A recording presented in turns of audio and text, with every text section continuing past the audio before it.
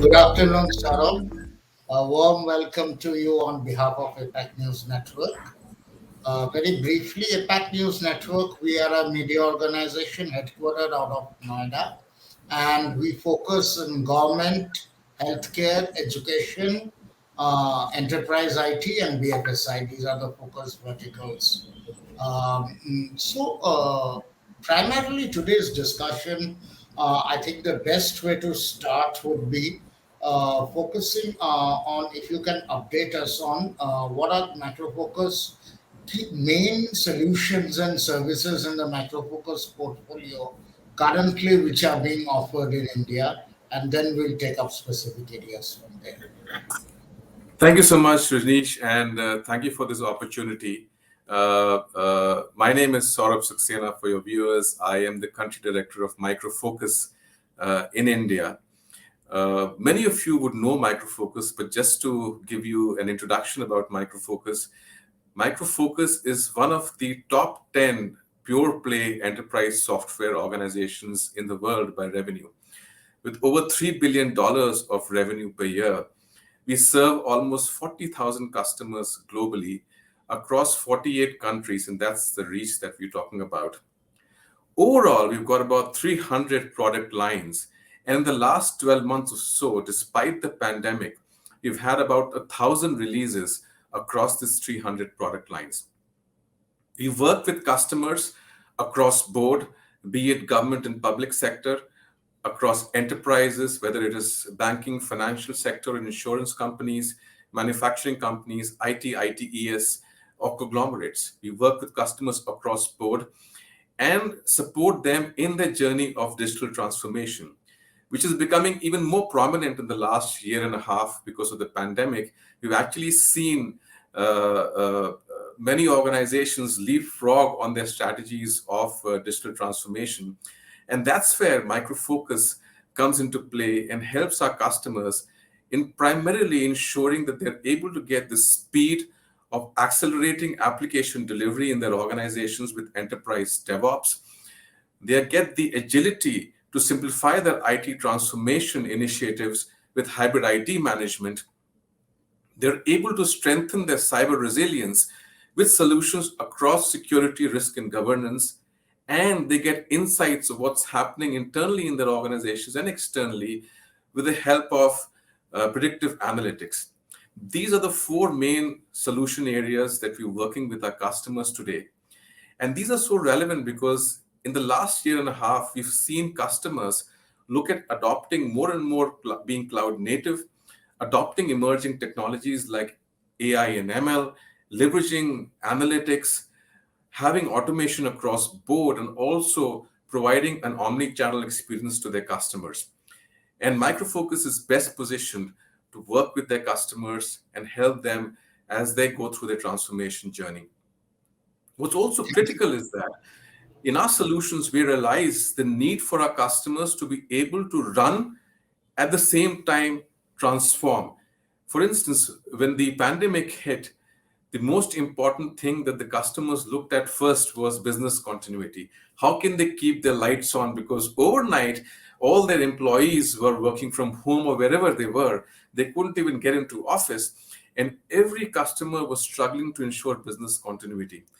Then over a period of time, we saw how the customers had to be more resilient because there were pressures of cost, there were pressures of economic recession, and also the workforce continuing to work from home. We had a wave one, there was some respite, then a wave two. After some time, we thought things are going to open up. But customers realize that they have to work in this new ecosystem of a hybrid workforce where you'll have people working from wherever they can safely, and some people working from office or from their employer location. They realize that they need to move forward, and there are technology gaps that they see in their organizations. So they need to keep the lights on, and they also need to transform. And that's where with our four focus areas, our four solution areas, we've been able to work with our customers across board. Okay, thank you. I'll take up two areas out of this the DevOps and the DevOps one later, as well as the predictive analytics later. Yeah. First, the other two areas you talked about, the cyber resilience and the security, as well as the cloud migration. Now, you mentioned about the pandemic. What we have seen in the last 1.5 years is two phenomena, as you rightly said, with employees working from home and working from anywhere, and now increasingly a sort of a hybrid working model emerging. The pattern of workloads itself has changed. That's right. So one, the pattern of workloads have changed, and two, in many cases, the migration towards cloud have accelerated. So, in this scenario, one, what are the challenges you have seen the enterprises facing, and how, sort of, from the microfocus perspective, we have helped those enterprises? And the second is what this scenario has meant is a lot of heterogeneous devices and networks are now coming into the systems because a lot of things. So that leaves a scope for a lot of vulnerabilities, and you never know. Again, that cyber resiliency and the security part, how have you helped enterprises ensure that? Thanks so much for that question. I think you bring about very relevant areas. In fact, immediately once the pandemic hit, as I mentioned earlier, many customers were in a big fix. For instance, customers looked at their employees accessing the network from home, from wherever they were at that point of time, which stressed the network, the organizational network. And hence the network had to be more resilient, both in terms of to be able to scale up to take the load from outside the network for their own employees, and hence the question about VPN, etc., and whether enough VPN was available for the employees to access securely. And that brought the area of security in terms of how do you ensure that you could protect the identities that were accessing the network. So network stability, network resilience, at the same time availability of networks and security of employees accessing the networks became extremely important. And we have solutions around this, both in terms of network management from our hybrid IT management stack, as well as in terms of looking at ensuring the infrastructure is secure from our cyber resilience standpoint, and they are compliant from a cyber resilience standpoint. What you also bought was an important area of the fact that customers saw an increase in load on their online platforms because of the way that customers chose to interact with our customers. You saw an increase in load. For instance, you take citizen services, right, that a government provides. Now you couldn't go to a window to access those citizen services. You had to access it online, which stressed the online platforms, and hence the online platforms had to be tested for scalability and stability. And we had solutions around performance testing, which could help our customers and which were helping our customers. You also realized that there was an unpredictable load that was coming onto the system, and hence, because you couldn't have physical infrastructure delivered and provisioned, customers had to move to cloud to be able to address this unpredictable scalable need which was there. And hence the need to be able to manage this hybrid environment of an on-premise as well as a cloud is where our hybrid cloud management solutions help our customers. Our solutions in hybrid IT management not only ensured simplification of service management, because you had more users who had to be using self-service, and our service management solutions were enabling the customers to be able to take more self-service in an intelligent way. At the same time, you also had the ability to manage loads across board, infrastructure across board, be it on-premise, on a private cloud or a public cloud. Security became extremely important. As I said, you had to protect identities who are accessing your network, your own identities. You had to provide privileged access to a set of executives, and you also had to ensure that the infrastructure was protected. What was also important at this time was because the employees were outside a secured, protected organizational network, you also had to ensure data security, and that's where our solutions around data security also helped our customers. So it was a combination of a lot of things that happened. Initially, when the pandemic struck, we were supporting and partnering with our customers and providing them solutions which they could download for some time and implement. And once things eased up, they could evaluate these solutions and work with us to provide flexible deployment solutions to our customers. But simplification of the IT transformation through hybrid IT, as well as cyber resilience, are two areas where we saw a lot of traction. You did mention you'll talk about enterprise DevOps later, but two areas that we also saw a lot of traction was in the area of performance scaling of applications. For instance, in manufacturing organizations that are using ERP, say SAP, you had now users who were accessing the application from outside the network, which provided a different kind of load which was not tested before.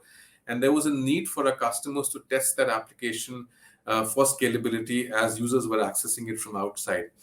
And the other area was to be able to make your systems much more secure, and hence the need for center of excellence is to be doing application security testing, to be able to take care and address vulnerabilities at the development stage as well. You could not now afford to have vulnerable applications in production because you had more customers accessing this application, whether it is in-house employees or external customers. So if you look at it, a lot of work that MicroFocus had to do with our customers, and it was a privilege to support them in these times.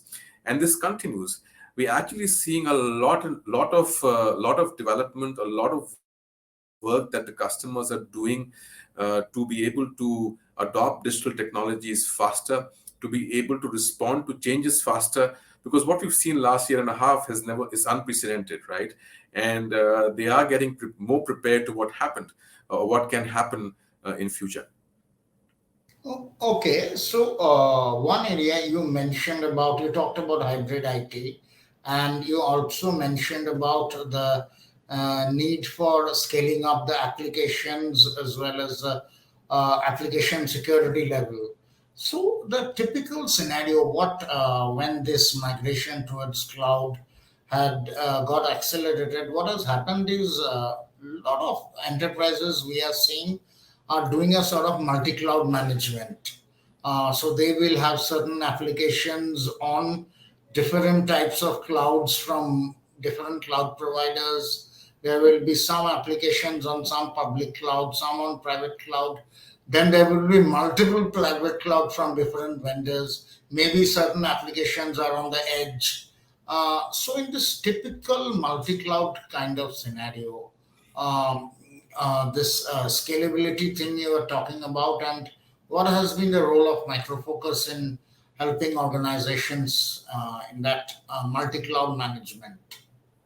So, excellent question. I think this is the flexibility that we've seen customers looking at, as you said, multi-cloud environment, because they will have various applications which may be available to them for access from various clouds, whether it is an Amazon cloud, or whether it is Google Cloud, or whether it is something else. And the ability to be able to manage and those applications, if required, across clouds becomes extremely critical.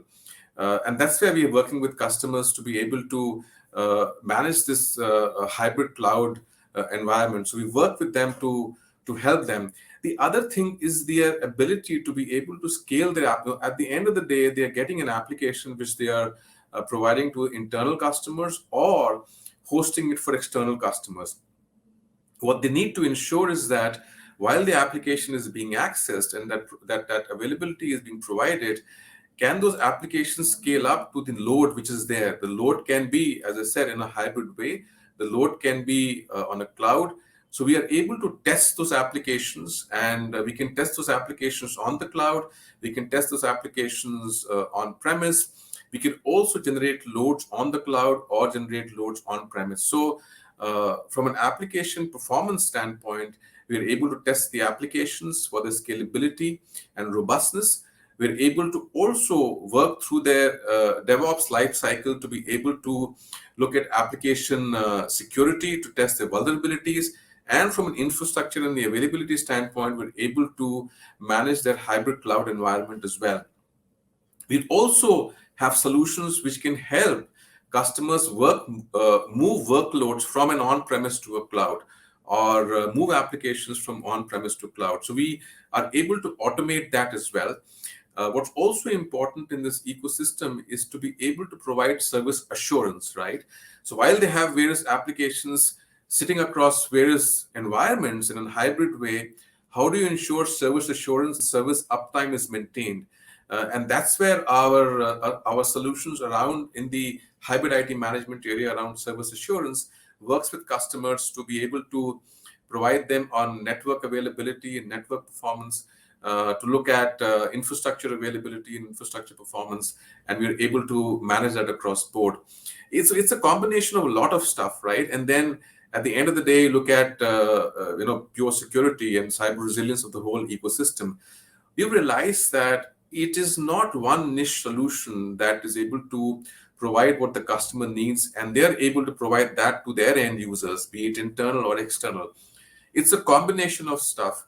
And we've seen customers adopting our technologies and leveraging our technologies across application delivery or enterprise DevOps. There can be, what we've seen a lot is in the area of application quality and in the area of application performance.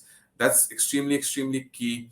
Networks become an extremely important area, and hence we've seen customers looking at network management, how they can manage the network and the stress that the network has been put through, to look at potential assurance issues, remediation of those networks, which can be automated, prevent any manual intervention. That's extremely important, because you just can't now have an engineer that can go and fix a switch or a router, right? You have to ensure that remediation is automated in nature, and then you integrate that with a smart simple help desk solution which is intelligent as well, and then hence look at a closed loop incident problem management overall from a hybrid IT's perspective, and then look at an end-to-end cyber resilience where you are protecting what matters most to the organization. You are protecting the identities, you're protecting the applications, you're protecting data and the infrastructure. So if you look at it, it's a combination of all of that. Whether the customer is on-premise, whether the customer is leveraging a public cloud or a private cloud and is working and is moving workloads across board, that's where I think a lot of our focus areas and our solutions play a big part. And we've seen that happening in customers across board, not just restricted to a specific segment. We've seen customers in government and public sector because of the pure scale that they service. We've seen customers in banking because again they had to now have their the banks open and running, working remotely, and their employees accessing banks, accessing their core systems, over a public network. So I think it's a combination of a lot of stuff, and the beauty of the MicroFocus portfolio and the solutions is that we talk about high tech is what I talked about, the areas that we touch, but with low drama, which means low risk, and we work with our customers with flexible options of deployment. We don't talk about rip and replace. We talk about how we can run, adapt, and transform, and then bridge existing and new technologies. And that's where we've been very successful with working with our customers and providing them benefits in today's time.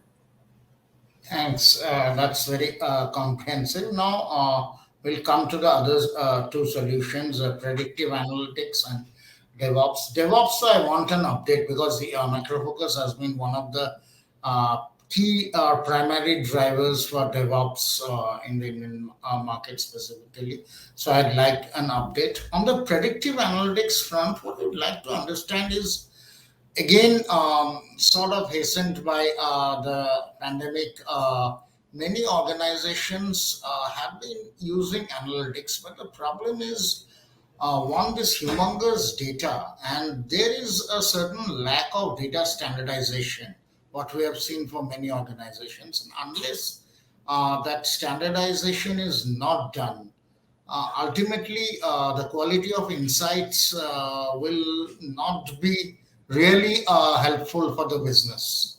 There, the role of predictive analytics, role of data standardization in predictive analytics becomes critical. So how are you looking at that? And from the DevOps part, I want an update from you. Thanks. And again, very, very pertinent issues you brought about, right? So I'll take I'll address the DevOps piece first. What we realized today is that every customer has to provide an omni-channel experience to their end customers. It is not, for instance, a brick and mortar company could not in the last year and a half remain a brick and mortar because it was just not available for them to use. So they had to move online, right? And as a consequence, the ability to be able to deliver high quality software faster and in a competitive way was very, very critical. So customers who were delaying the whole process of DevOps, of DevSecOps, had to accelerate this whole process. They had to look at opening center of excellences. And what you've seen in India, India has a lot of back offices or ODCs of global multinationals that you see in pockets in Pune, in Bangalore, in Hyderabad, in Chennai, right? What we've seen in the last year and a half is more workload being brought into India in center of excellences, because you realize that many customers are looking at making their applications and their online access to their end customers much, much more faster, robust, and of high quality. So we're seeing a lot of focus on DevOps. We've seen a lot of focus on the complete CI/CD pipeline and the way that they are managing it, the way that they're managing quality, the way that they're managing the entire life cycle. At the same time, as I mentioned, there is a lot. What we've seen is, in fact, a lot of offtake of application security. Customers have realized that they need to make their applications much, much more secure. And hence, we're seeing a lot of application security requirements coming up, which is very, very positive. Overall, I think there is definitely an acceleration we've seen in the DevSecOps movement in the country. And the fact that we have a very robust solution around complete application lifecycle management, functional testing, performance testing, and the fact that we integrate with standard tools in the market and bring in the flavor of application testing as well as part of the security concept of DevSecOps puts us at a very strong footing when we're working with our customers and providing solutions. So clearly a very, very positive sign that we're seeing with Indian customers. And also, as I said, presence of multinationals that we see in the country. And we're seeing a lot of growth of adoption of tools in the center of excellences. So that was the first concept that I talked about. Sorry, what was the second question? The second one was on predictive analytics, the need for Yeah, data standardization. very, very critical again. Now, you've seen, you're right?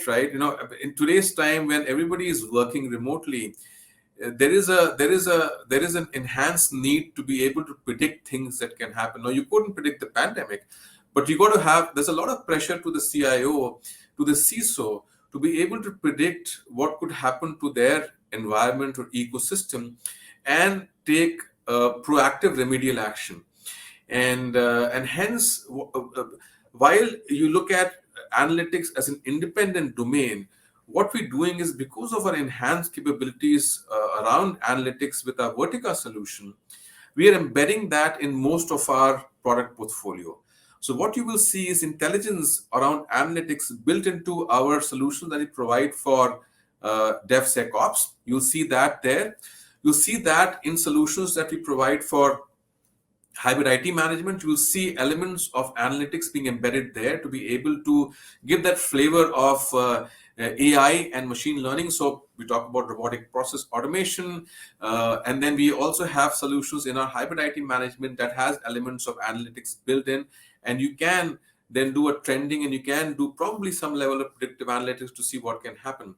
We also using that in our security solutions, because we are looking at user and entity behavior analysis, right? So the UBA solution that we have We are leveraging that for our customers as well, to enable them to be more predictive on what could happen to their environment, and to look at trends, to look at indicators, to be able to take action.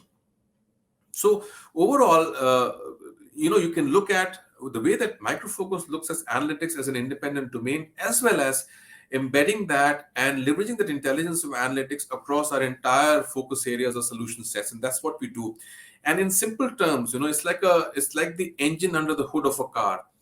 We embed the analytics in the car. It's not seen, it's not the shiny, what you see is a shiny dashboard on the car, but the engine is embedded. So we embed these solutions in our product portfolio and take this to market for our customers. And we are now seeing customers looking at going up the value chain and adopting and upgrading their solutions to areas which can provide them with predictive analytics in any area. It can be, as I said, in the area of DevSecOps. We build in analytics there, in the area of hybrid IT management as a simplify IT transformation, or in the area of cyber resilience. That's how we look at it. Thanks. Now, we've talked about the technology aspect. Let's come to the business aspect of it.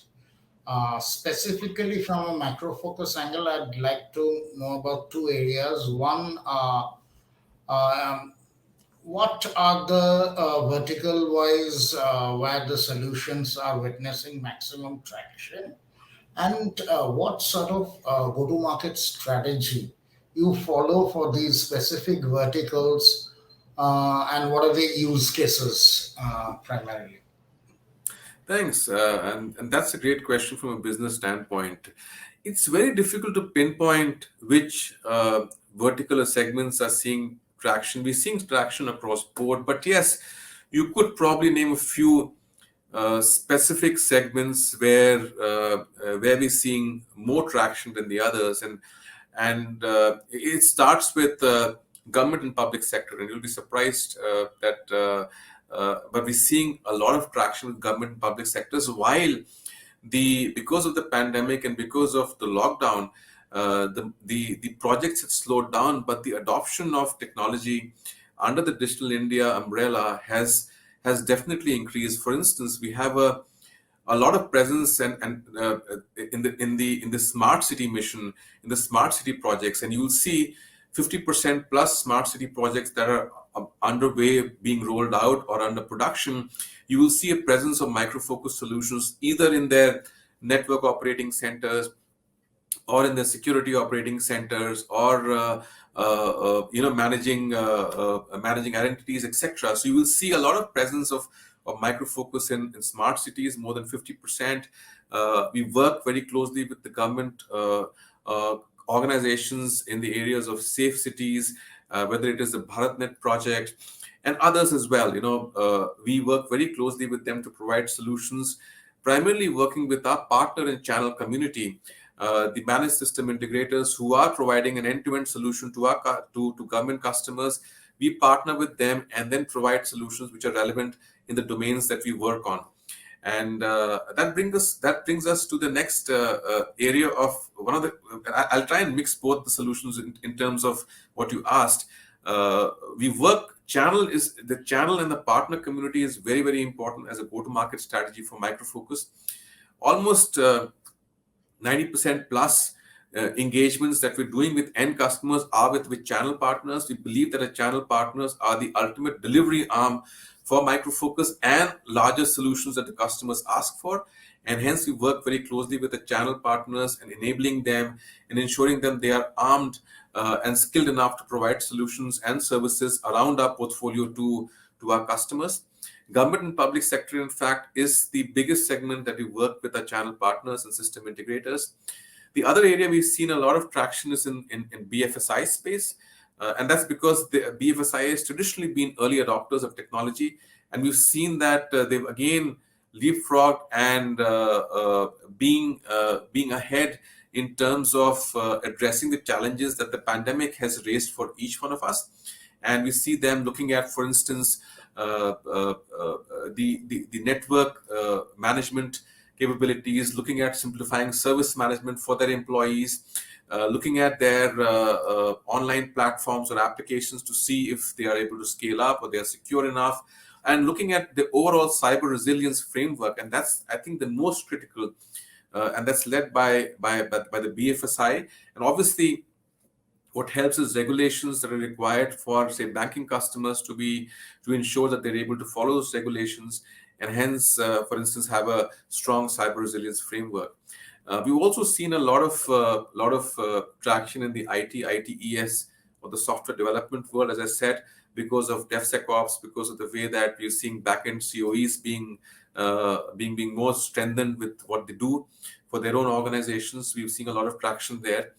So top three: government and public sector, BFSI, IT, ITES is where we see a lot of traction. Not that we haven't seen traction in other areas. I think this pandemic in the last year and a half has ensured that no business segment is left untouched from an area of digital transformation. So even if laggards that were there in terms of adopting IT have realized today that they cannot do without digitally transforming their organizations or adopting digital technologies.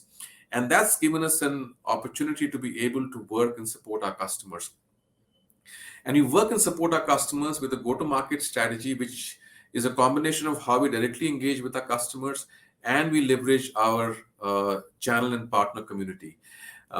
You'll be happy to know that one of the advantages of working from home in a lockdown situation across board for us as well as for channel community provided us with a little bit more bandwidth, and hence we leverage that bandwidth available and time available to all of us to skill them and enable them through online enablement sessions. We've done more online enablement sessions or enablement sessions for our channel community than we had done pre-pandemic, because we had now the opportunity for of a captive audience who was at home and who could access our resources.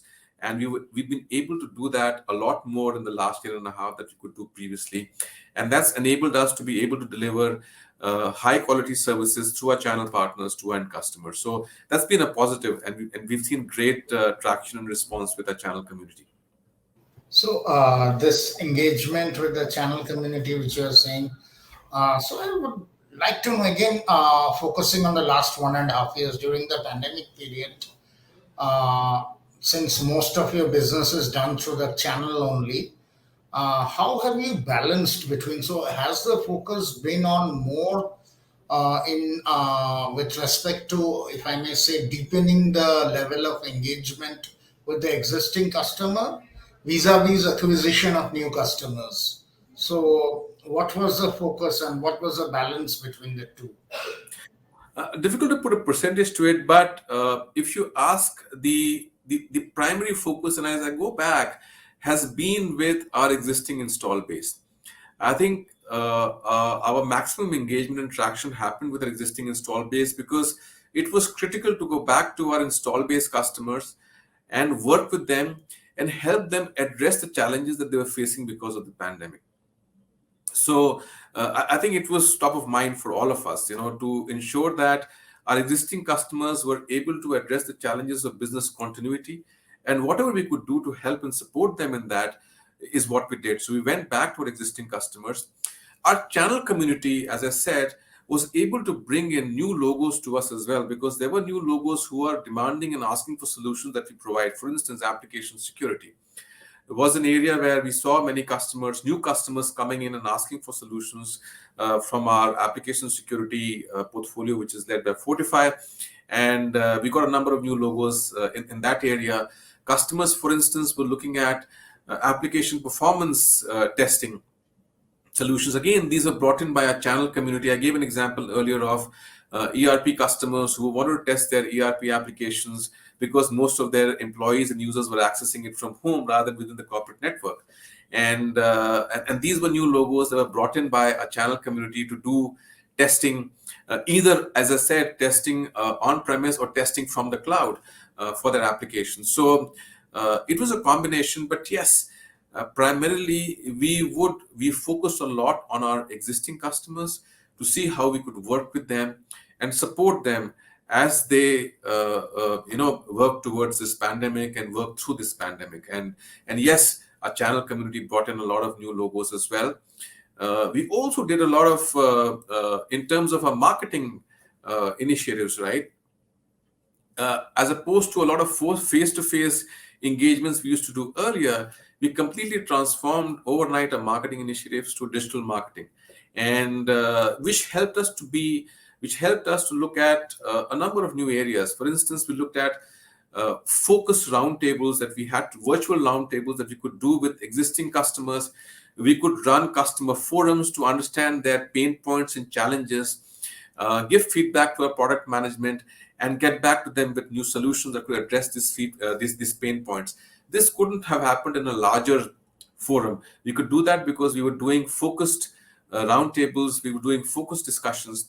We also did a lot of webinars and got a lot of end users or practitioners onto our webinars, which we couldn't do beforehand.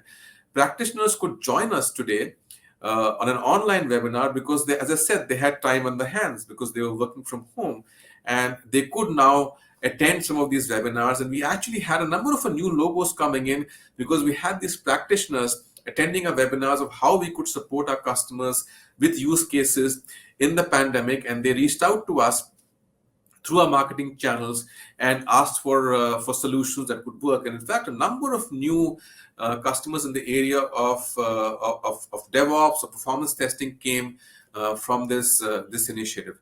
So very, very interesting stuff that's happened in terms of how we go to market as well. We hardly had any face-to-face meetings for over 6 months or so, and but we ensured that we were able to support our customers, existing customers who are using our software. We were able to support our customers and support that software to ensure that there was uptime maintained of any solution of MicroFocus that was being used. We were able to provide, for instance, given the fact that we are an enterprise software organization and customers are looking at enterprise solutions from us, they need to look at a proof of concept sometimes, right? And they need to look at whether the solution delivers what they envisage the solution is supposed to deliver. Now, you couldn't do a on-premise, on-site proof of concept. So we had, for instance, demo labs in our environment that were not canned demos. There were actual environments created in our labs which could simulate use cases, and we could then demonstrate a customer's use case to a customer, and they could see the benefit that they could get with MicroFocus solutions, and that could accelerate our engagement with them as well. And all of this was done remotely and virtually. So there has been a transformation in the way we've been engaging with the customers, in the way that we've been providing value add to the way that the customers are evaluating our solutions or technology, not just from us, but also from our competitors. And how can we provide them value to be able to evaluate much better and see the benefits of our solutions on an online demo, which is not a canned demo, but which is simulation of their environment in our labs. And in fact, we made a lot of progress in leaps and bounds, and we were able to actually do complicated use cases for customers, actually build use cases for customers that the pandemic brought forth and demonstrate to them. So this is also a new go-to-market strategy that we had, and it worked well for our customers as well.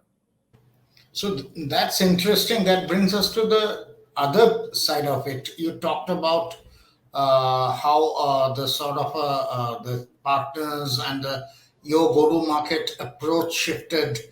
They focused on digital marketing and those sort of concepts. Now, how did the conversation with the tech decision makers of the organization changed during this time? So, and very specifically, let's take the top three verticals that you said maximum traction. Those verticals you take will have different. The BFSI and the ITITS are normally very technology savvy. BFSI will have a CIO, CTO, it will have a CISO because security is paramount there.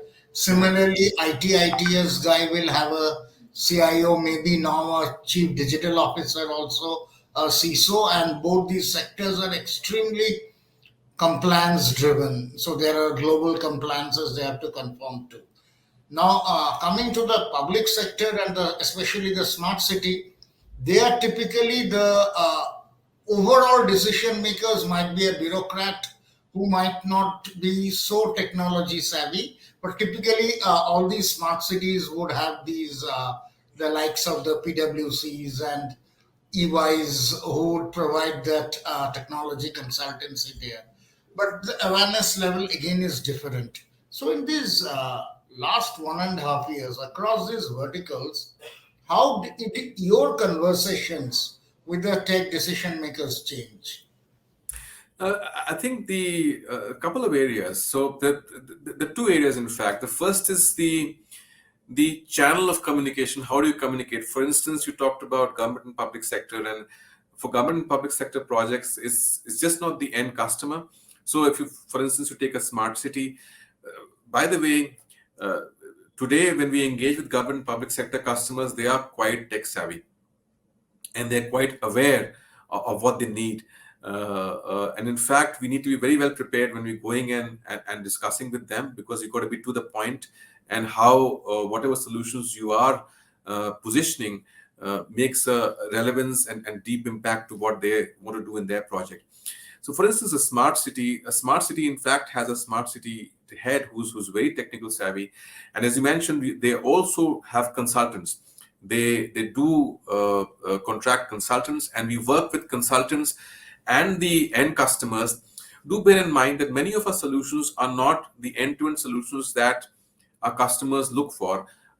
We provide a part of the overall solutions. We work with our system integrator partners, services partners, to position our solution to our consultants as well as to the end customers, and present to them and say how this is going to make an address certain technology challenges for them, and then work to them and present to them. The challenge with respect to engagement with them was that instead of doing it face to face, we had to do it virtually, which was not easy. But yes, I think the government customers were very, very flexible, and they were able to, in fact, come online and evaluate solutions and take presentations. What we also did was that we tried to do certain sessions, which were arranged certain sessions directly with the government customers, with the help of our partners, which could then be very focused to what they need. And in small groups, we were able to address the concerns or the queries as well. So that went off pretty well. With respect to engagements with enterprise customers, as I said, most of our engagements were happening with install-based customers. With install-based customers, the channel of communications changed from face-to-face to virtual, obviously. And I think the change that we had to bring about was the fact that you had to capture the customer's mindset and their time with very specific solutions which are relevant to them. You couldn't go all over the place. So it was, if network was an area which was an area of concern for one of our large customers in the BFSI space, then it was important that we are able to channelize our engagements and our messaging around those networks, bring about necessary conversations and bring about necessary demos proactively, so that the customers could look at it without wasting time and could then fast track decision making. We did see, in fact, we did see in some areas decision making being fast tracked because some of these solutions were critical to be deployed by these customers. So it was important that we are able to meet their expectations in terms of what they wanted to see as part of evaluation.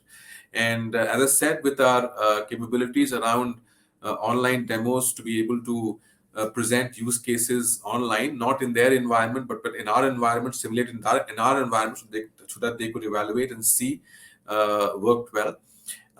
We saw discussions being very specific, to the point, and agenda based. That was great, because we realized that each customer and us as well had our time cut out, and we only had that level of bandwidth available to be able to engage with them online or remotely. So I think it's been quite well. So what we've seen is that the number of engagements, or the number of, from a business standpoint, the number of transactions would have gone down, but we've seen that our value of the transactions in terms of the solution sets that we provide to our customers have gone up. We're seeing customers looking at opportunities of looking across board solutions. If they were looking at only one solution, from our portfolio. Now they're looking at solutions across board and see how all of them can be integrated together and provide more value and immediate addressal to certain pain points that they have because of the pandemic. In some of the areas I talked about, whether it was cyber resilience, which is top of mind to every customer, whether it was the ability to be able to secure their applications, to be able to test their applications. Network became extremely important, specifically because most of the customers' employee base was now accessing the network remotely. Access management became extremely critical as well. In fact, every area we've seen a lot of interest, a lot of engagement. Our interactions with the customers becoming very use case based, because that's what they're looking at, and that's kind of enriched the interaction we've had with the customers. Go with specific use cases, for instance, for a banking customer or for a government customer with citizen facing applications. What is it relevant to those customers? So we don't talk about everything under the sun, but what is relevant to them. Talk about the use case, what's worked that use case in a similar customer in the country or elsewhere across the world, and how could we demonstrate that value to them quickly, and then work towards a closure and deployment of the solution. So I think it's been a refreshing change. All of us have had to adapt ourselves to this new environment and new level of new area of engaging with our customers both ways.